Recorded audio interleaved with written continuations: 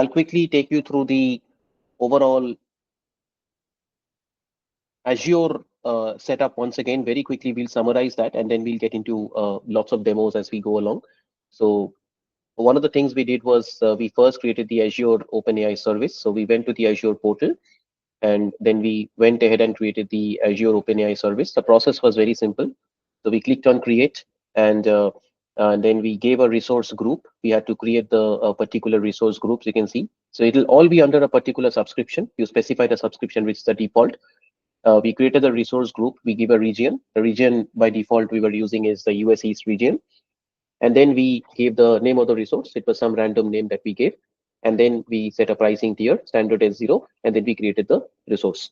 So once the resource is created, it will appear somewhat like this.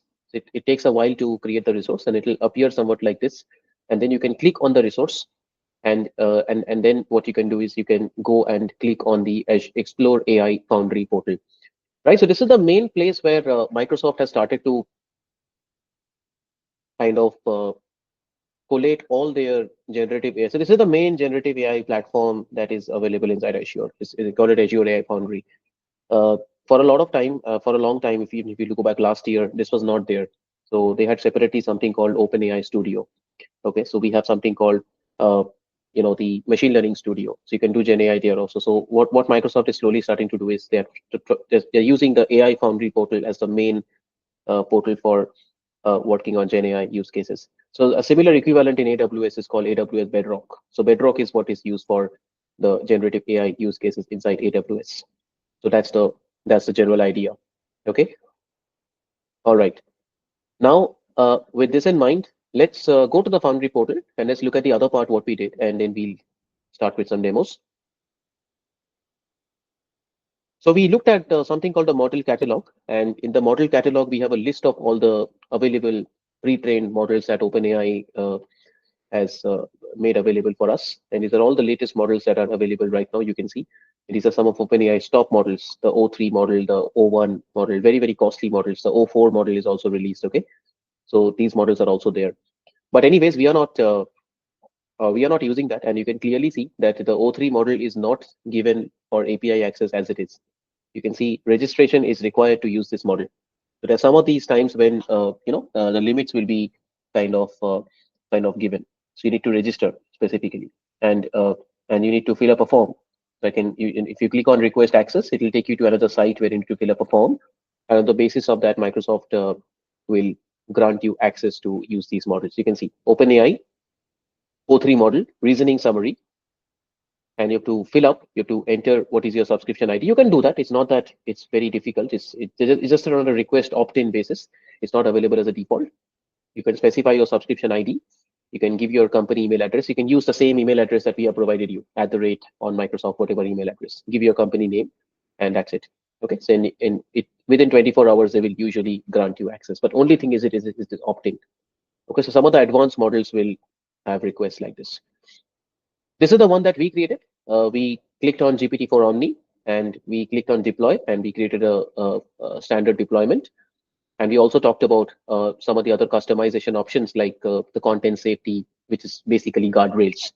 So this is how the large language models kind of uh, they are able to incorporate some amount of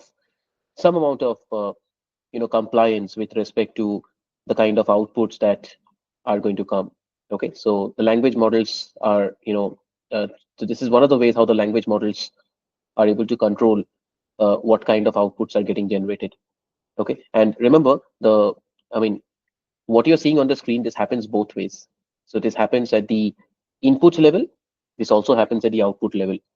So this is the same thing that we were seeing in a demo of some time back when you write a prompt saying, how do I kill a person? So very clearly, it's an input level filter that is getting triggered. And on the same line, if you ask a question, the input level, the filters are getting triggered, the content filters are getting triggered. So those kinds of inputs will not be allowed. Those kinds of questions or user messages will not be entertained. And similarly, when the model outputs something, certain types of outputs are also not given. So the content filter is kind of a default which works both ways. It's actually called a guardrail. And you can also customize this. And we will talk about ways in responsible AI, how you can create customized guardrails also. We'll see that as well as we go along. Okay. And I wanted to clarify, you can create multiple deployments. You can go to the deployment section and you can actually see right now I already have a GPT-4 Omni model created. I can have another deployment with the same model name. I can have multiple deployments. Okay, so because each model can be used for different tasks. Maybe I want to use it for a summarization use case, and I want to use a GPT-4 model for a sentiment analysis use case. So I can have different deployments for different tasks, and it's important because remember there are rate limits. You can't use the same deployment for all your tasks because there are rate limits, and it's also a very useful way to monitor that how much of resources are getting consumed. Okay, so that's one way to look at it. All right, now let us quickly go back to the this thing.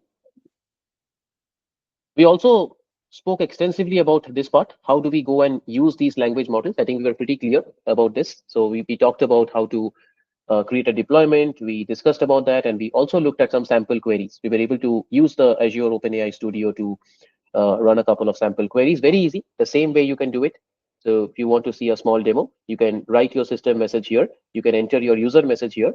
So you can say that, okay, what is the weather? What is the weather in Delhi? You can type a user message here.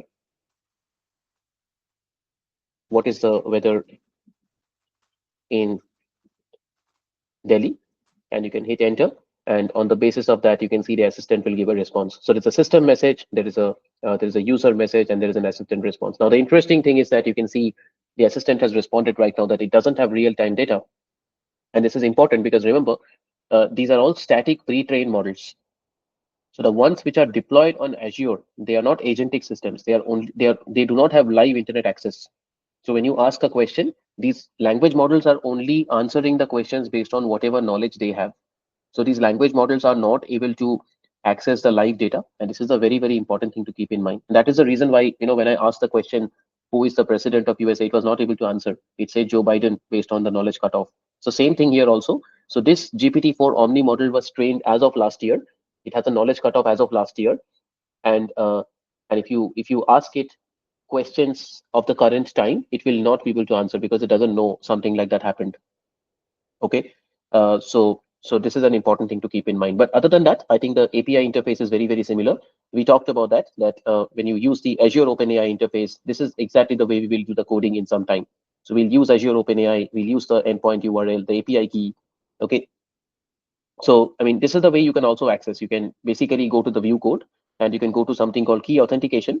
And if you scroll all the way down, you can see your API key will be visible here. You can copy the key from here. Your endpoint URL will be available here. Your deployment name will be available here. And these are the important things that you can use to establish the connectivity with your OpenAI API. These are the only things you require. So when you instantiate the client, you see we require the endpoint URL, which is this. This is based on the resource name that you created, mind you. You can enter the subscription key, the API key, and you can also enter the API version, which is the default. And once you create the client, the rest of the part is exactly the same. This is the same thing we saw in the OpenAI playground and the same thing we saw in the Anthropic Cloud A playground, if you remember. So the basic template of a prompt is very similar. You have the same system message, you have the same user message, what is the weather in Delhi, and based on that you see the assistant response. Right, so in real-time chats, the assistant response will not come because this is what is typically predicted. So usually it will be like this: you will have a system message and you will have a user message, and you will do a dot predict, and based on that the response will be generated, which we'll see in the code in a big way from here onwards.